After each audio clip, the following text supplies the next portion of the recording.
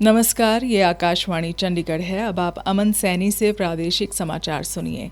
पहले इस बुलेटिन के मुख्य समाचार।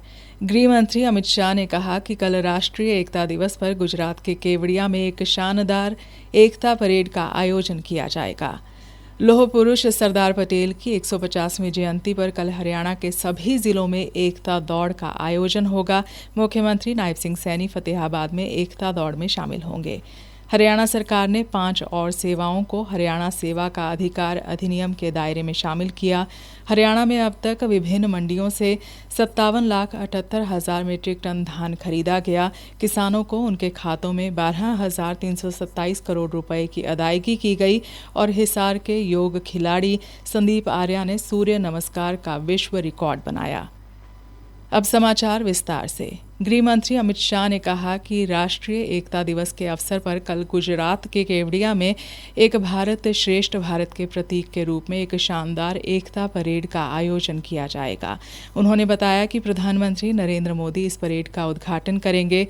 हर साल 31 अक्टूबर को एकता नगर में यह परेड आयोजित की जाएगी। पटना में संवाददाता सम्मेलन को संबोधित करते हुए श्री शाह ने कहा कि देश में बड़े स्तर पर रन फॉर यूनिटी का आयोजन होगा।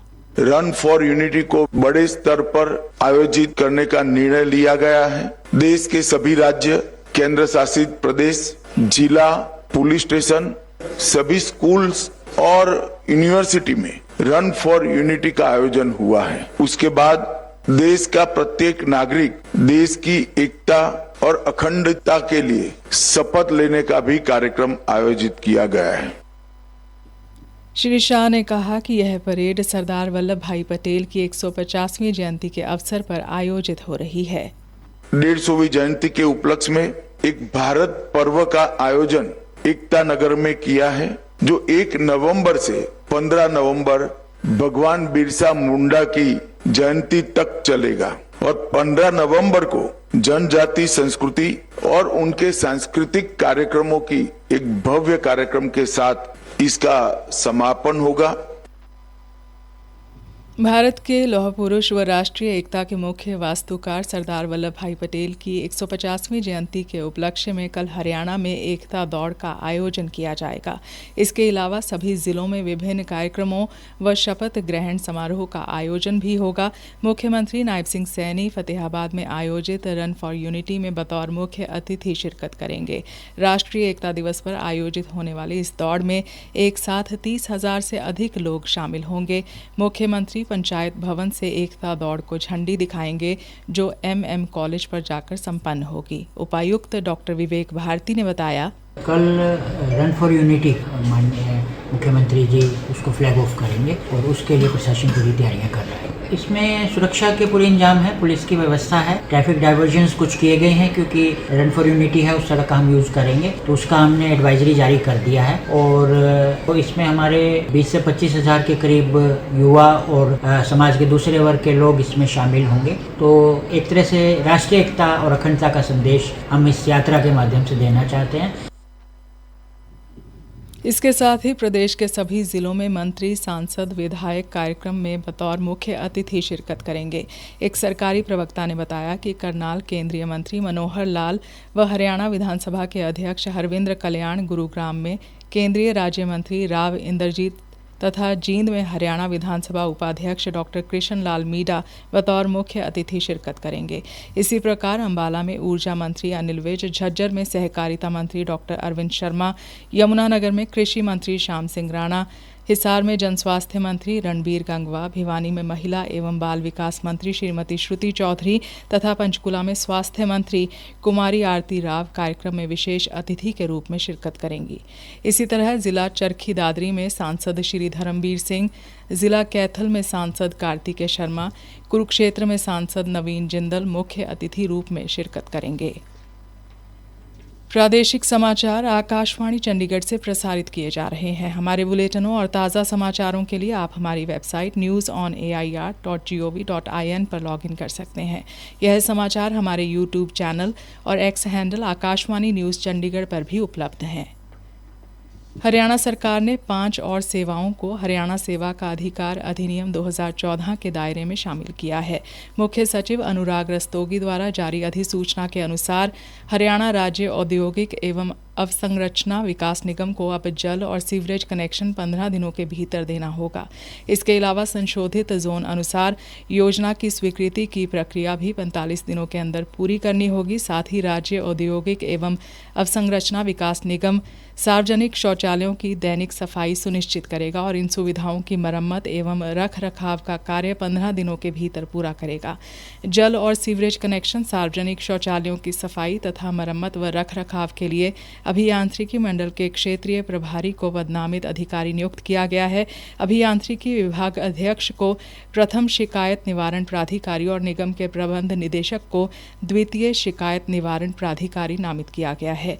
इसी तरह संशोधित जोन योजना के संबंध में मुख्यालय पर तैनात जिला नगर योजनाकार अथवा वरिष्ठ जिला नगर योजनाकार को पदनामित अधिकारी नामित किया गया है। मुख्य नगर योजनाकार प्रथम शिकायत निवारण प्राधिकारी और निगम के प्रबंध निदेशक द्वितीय शिकायत निवारण प्राधिकारी होंगे। हरियाणा में वर्तमान खरीफ खरीद सीजन के दौरान मेरा फसल मेरा ब्यौरा पोर्टल पर पंजीकृत किसानों से अब तक विभिन्न मंडियों से 57,78,000 मीट्रिक टन धान की खरीद की गई है। खाद्य नागरिक आपूर्ति एवं उपभोक्ता मामले विभाग के एक प्रवक्ता ने बताया कि विभिन्न जिलों की मंडियों से अब तक 53,24,000 मीट्रिक टन धान का उठान हो चुका है। उन्होंने बताया कि किसानों के खातों में अब तक 12,327 करोड़ 24 लाख रुपए की अदायगी भी कर दी गई है। इस तरह सरकार ने किसानों को न्यूनतम समर्थन मूल्य का भुगतान सुनिश्चित किया है। उन्होंने कहा कि सभी अनाज मंडियों में धान की खरीद का कार्य सुचारू रूप से जारी है। हिसार के फरीदपुर गांव निवासी अंतर्राष्ट्रीय योग खिलाड़ी संदीप आर्य ने 37 घंटे लगातार बिना रुके सूर्य नमस्कार करके विश्व रिकॉर्ड बनाया है। संदीप आज हिसार पहुंचे और पत्रकारों से बातचीत में अपने रिकॉर्ड के बारे में विस्तार से चर्चा की।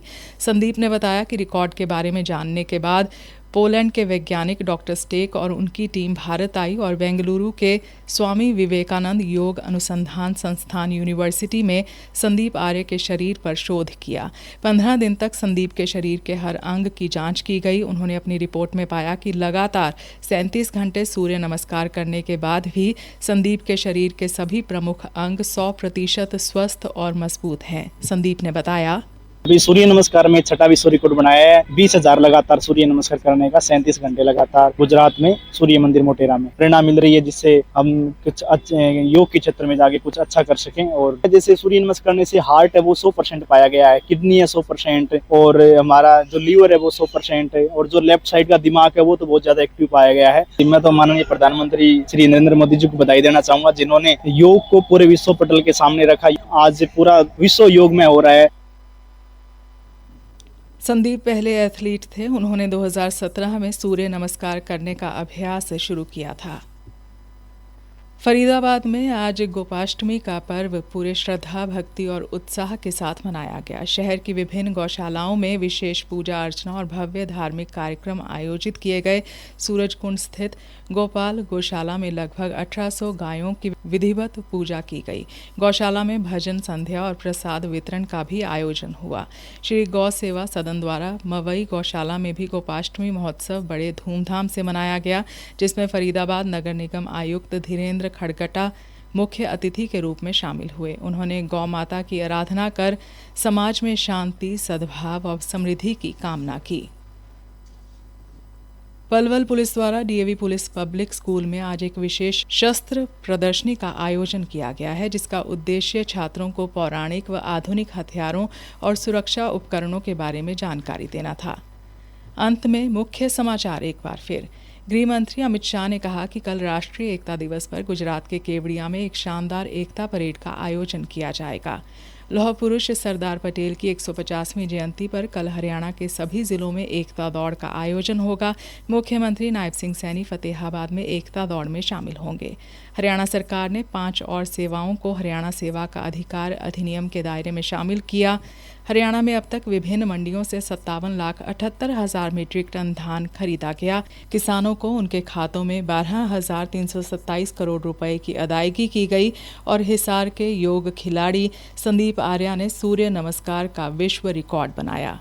इसी के साथ समाचार बुलेटिन समाप्त हुआ।